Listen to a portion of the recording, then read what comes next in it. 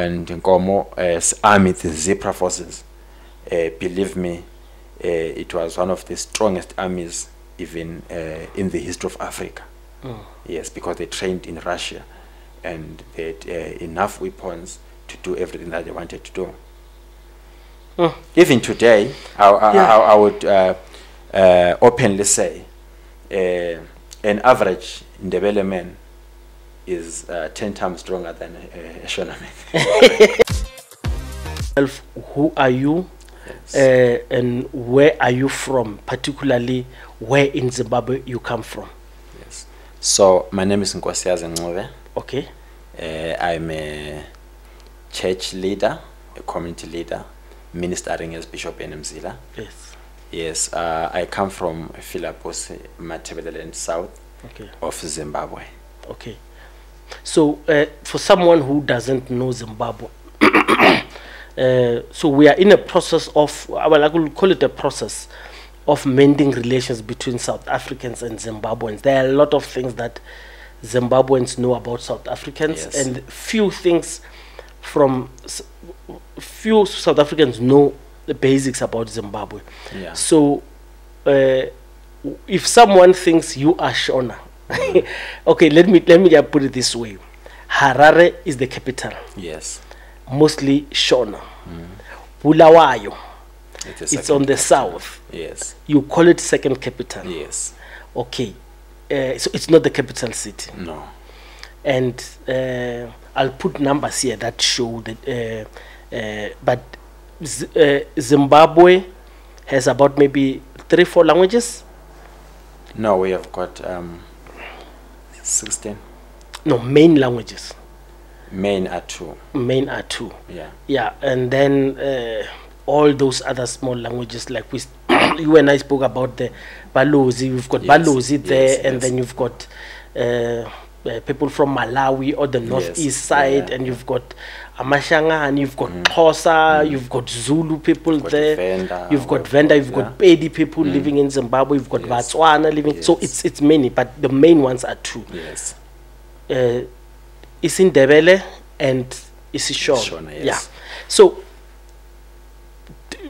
tell me, I know, like I said, you've got relatives there, and you've got Takazelo and yes. So what is a typical Zimbabwean Ndebele person? So a typical Ndebele person, I would say Ndebele itself is grouped into 3 categories. We have got what we call Amanguni, we have, yes, got what we call Abendla, we have got what we call Amahole. Oh, okay. So Amanguni, this is the first group that Mzilikazi, Gamashobane, the cousin of Ushaga, yes, brought into Zimbabwe from KZN. Okay. So their surnames are like Dube, Ngube, yes, Kumal and the stuff, and okay, Kumet and all, yes, those, Ndiweni and all those surnames, okay, right? Then Abendla, this is the second group which he raided along his way. Remember when, okay, he left KZN? Oh no, I understand. So yes, when he was coming there, he was taking other groupings, yes, with. Oh, okay. Yeah. So he raided the Manalas, okay, from Ndebele. He fought, okay, and Ukama from Botswana, because he was like, yes, his route was zigzag, just, yes, so that the guy Chaga cannot trace him. Okay. So then that group is called Abendla. Then the last group is called Amahole. Amahole, this is the last group in terms of that. These are the people whom he found there, like the Kalanga people. Oh, Bakalanga. Okay. No. Eh. Amakalanga. Amakalanga. Yes. Because look, there is the Karanga in Shona. Then we've got the Makalanga. Oh, I'm confusing the 2. Yes. Yes. Okay. Now, so that is what I can, yes, say about okay, the formation of the Ndebele. It was formed by King Mzilikazi that way. Yeah. Yes. But these groups, he brought them under one roof and he called them Umtwagazi. Umtwagazi. Yes. Okay. So we are Umtwagazi. isizwe sikamthwakazi. For example, uShaka Zulu, he grouped amanguni, then he wabiza ngesibongo sakhe with his surname. They are all Zulus, but the Ngubane, but now they were like Amazulu because of his surname was Uzulu. So instead of Umzilikazi, his surname was Khumalo, but he decided to call us Umthwakazi. Oh, yes. All right, no, I understand. Yes. So here's the thing. Yes. In South Africa, yes, there was a genocide. Okay. So this genocide, a lot of people don't want to admit it. Other people call it ethnic cleansing. It is because we were at the brink of, especially early 90s, approaching 1994. We were at the verge of collapsing as a country because we were heading for the elections. Yes. There were people who did not want us to go to the elections because they did not feel they would be representing the elections. Yes. So what they did, they made us fight. And people call it a genocide. I discussed the genocide in Namibia. So someone told me that people of the same race can kill each other and create a genocide. And when I thought of it, I think the Hutus and the Tutsis actually made it a genocide because we were thinking genocide, it would be the Germans who killed the Namibians. Someone told me, please correct my pronunciation. Kakira Hundi. Kukura Hundi. Yes. I've heard a few Ndebele call it, that was a form of ethnic cleansing, that was a form of an attempted genocide because at its root, it wasn't done for everyone. It was particularly targeted at particular people. Yes. Please explain that to me. Yeah. So Kukura Wundi, it's a genocide. It's not a form of genocide, but it is genocide. So it happened between 1983 to 1987. So it wasn't one event? No, it's something that went for 5 years. Yeah. Yes. So, and over 20,000 people, more than 20,000 people. And this number is the number that were being given by the Shona, of which the number might exceed because you see, So, but let us stick to 20,000. Yes. Yes. So it happened soon after independence. Oh, okay. Yes, Zimbabwe got its independence in 1980, and the first president was Kenan Sotindo Banana, who reigned a few months, and then Mugabe took over. Okay. So actually there was a battle on, because Nkomo, Joshua Mkabo Nkomo is Ndebele, and Robert Mugabe is a Shona. So Robert Mugabe has his soldiers called the Zanla forces fighting from Mozambique, and Nkomo, Joshua Mkabo Nkomo, has his army fighting from Zambia under the reign of Kenneth Kaunda. So the ZAPU forces was fighting side by side with Umkhonto Wesizwe MK, and their leader was the late Chris Hani, because their bases were in Wange, in Ndebele North. Now, when they fought, they were fighting one enemy, Ian Smith, the former president, and his reign. And then when they won the war, it means now they should now decide between Mugabe and Nkomo who is going to be in power. Yes. You see? Yeah. So now, whilst they were still deciding, the compromise. The guy Mugabe decided to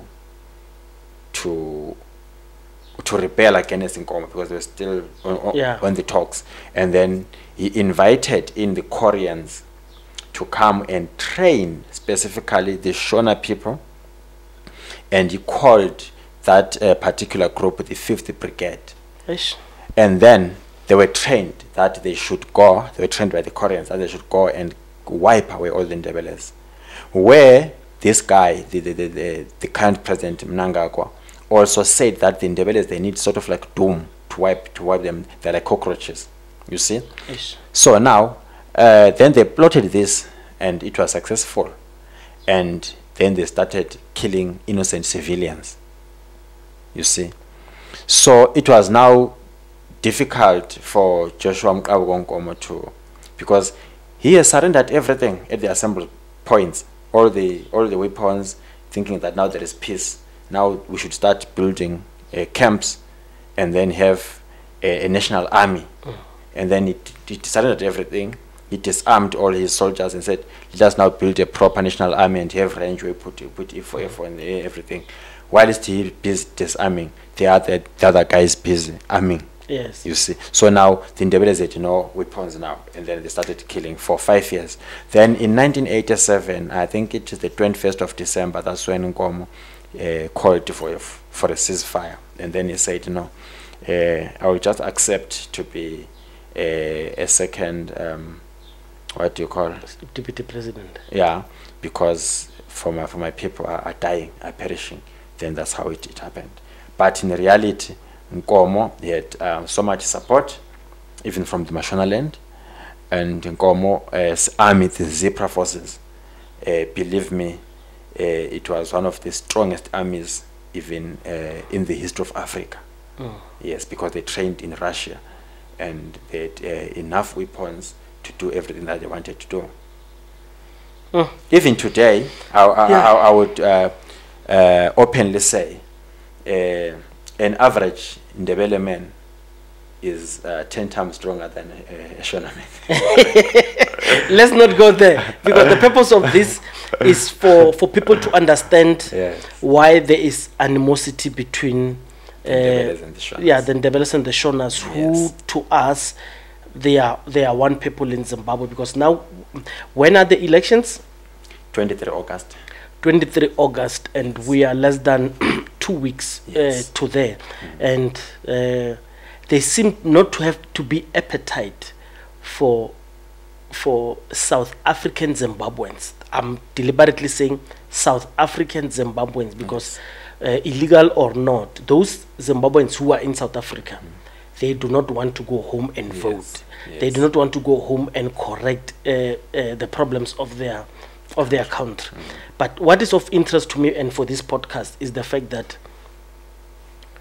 even if Zimbabweans correct, I don't see Ndebele Man raising up to become the president of Zimbabwe. Who's a likely Ndebele Man to be the president as we speak? We have got what you call a restoration agenda. So we belong to Mtwagazi. So there is a river called Munyati River that it is a border on its own, just like Limpopo River. And that river, it's a natural river, unlike that trench in Egypt. So this one, that is our border. It's called MashonaLand. That is the only solution. People from Zimbabwe, they should use passports to come to Mtwagazi. Yes. So it's also, so the divisions are so divided that you even think you need to be your own state. Yes. It was so even before the whites came, because so MashonaLand existed differently from Ndebele Land. Yeah, it's just like what can I say? The Mashonas, they lived on the other side of Munyati River, and we lived on the other side. Then they decided to bring together these two when they came, and then they started making this product, and they identified and said, this is Rhodesia, this is South Rhodesia. You see, that is the whites who did that. But naturally, when Mzilikazi, he acquired that land, you see, and he settled it there, and there was no one there. There was no man living in that particular area. The people who were living there were the Kalangas, the Tongas, which he had conquered and lived with. And he lived with. Okay. And we're still cool with those people. Yes. Yes. So those people, they fall under what you call mtwagas. So you and I agree that we don't have enough time to discuss this. It needs a proper education, of which I love. So for now, going into the elections, are you keen to go home and vote? Because we are left with 2 minutes now. Are you keen to go home and vote? It would be very improper for me to go and vote another Shona guy. Okay, yes. That's number one. Number two, do you, because I asked you a question, yes, of all those people who are running for elections, yes, who would you want to win? And amongst them, who would be, do you vote a candidate as Ndebele? No, we don't. Okay. I'm just gonna pause a bit. And play video. Yeah. It's a tribal video. Yeah. This guy. Okay. Let's just watch it. Okay. When I travel, especially Africa, but it's true in the Caribbean also, Black people are more concerned with their tribe being in control than they are with liberation from foreign control. Are you following me? I've seen it. So when the elections is coming up, it's not about freeing us from white supremacy or Chinese imperialism. It's about, are my people going to be the president? Is somebody from my tribe going to be the prime minister? And because they're more concerned about tribal imperialism than African independence, this democratic scheme that they run on Black people continues because we're so petty and so small in our thinking. I just want to make sure his people don't get the presidency. I'm not even looking at the bigger picture. The white man knows this. The Chinese know this. So they come in, exploit, finance both sides. So no matter who wins, they get all the... Okay. So you see now in the video, Dr. Umar Johnson speaks about an African is troubled because of tribal lines. Yes. Because they know he doesn't love each. Because the other tribe won't love you. And for Umar Johnson, he suggests that Africans must just forget about their tribal lines. Yes. Because that is what apartheid wanted to do, to sow divisions because of tribal lines. Yes. What do you think, in 1 minute, in closing, because we'll find time to come and discuss, do you think you can forgive what Mashona did to Ndebele? You know, something that you can forgive, it's when I step on your feet, then I remove my feet and say, I'm sorry. Yes. But now, with them, they have got what you call the 1979 Grand Plan, which is like cancer. Oh. They are marrying our sisters, not for the sake of marrying them, but to dilute and, yes, finish. And they keep on deploying. You see, even this Bedbridge border. Yes. It is the busiest border in the world. You can Google that. It's the border that connects Zimbabwe and South Africa. Yes. It's the busiest border in the world. Hence, it falls under that town, Bedbridge, on its own. It has the Venda people. Yes. It has the Soto people. Yes. But you will never find an immigration officer speaking in Soto or in Venda. They are all here in South Africa. And they are now claiming to be the South African vendors because they can speak, you see. Yes. But why can't they work in that area? Because it is their benefit for them, because naturally God placed them there. So it is their advantage. They must be working there. Okay, it's fine. I didn't get that point, but for the purpose of this interview, just quickly, who do you want to be the president in Zimbabwe? I've got no... A quick one. Yes, yeah, but I've got no... Favorite? No, I've got no idea who should be a president in Zimbabwe, because those are our neighbors in Zimbabwe. We belong to Mtwagas. So you don't care? No. Thank you.